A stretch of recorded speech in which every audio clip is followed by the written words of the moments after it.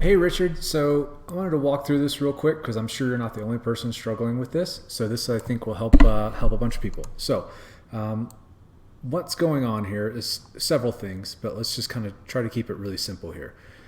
First thing we're going to notice is that your right hand looks very, very soft on the club when we're trying to use the right arm. That's not ideal, obviously. Soft is one thing, but we need to have control in that right hand. But it's pretty easy to see when the club goes low like this and starts going inside, like you'll see on this next frame. This is almost always caused by a left side push.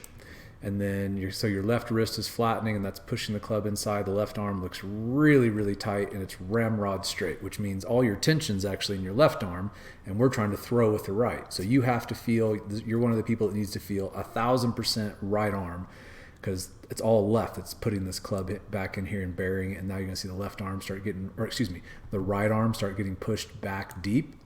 And this is again because you're swinging 1,000% left arm. And if you're trying to add power to the swing and balance your swing out, you're going to have to feel the opposite. You're going to need to feel 1,000% right arm. So now, because your left arm has pushed that right arm into a position where it's already actually starting to internally rotate in the backswing, and then of course it's got nowhere to go but to continue to internally rotate in the downswing.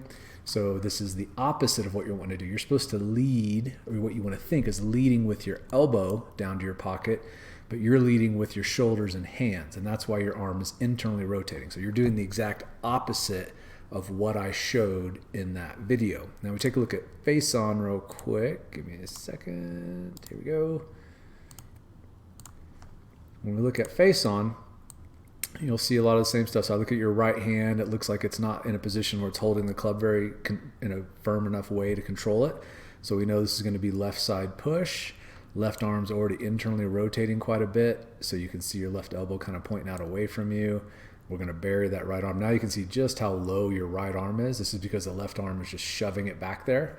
So then of course you're just going to try and heave your shoulders at it so you can see immediate shoulder rotation. This is all shoulder rotation to start the swing down, not right arm. You need, from here, that right elbow needs to be the first thing to lead down to the pocket. But when you start rotating with your shoulders first, that's going to lead you to cast the club. Now you can see your right elbow. Since you didn't lead with your elbow to get it down to your pocket and you led with your shoulders and that left arm, the right arm starts to internally rotate like I showed in that video. I think I released today, and then with another student. And so you see your right arm way out away from your body. And of course this leads to casting the club, and that's why there's no speed there. So you're casting, and then there's not much left to hit with by the time you get down to the bottom. So you go back and take a look at that video because you're doing the opposite of what you need to do, and you need to focus more on 110% of right arm feel.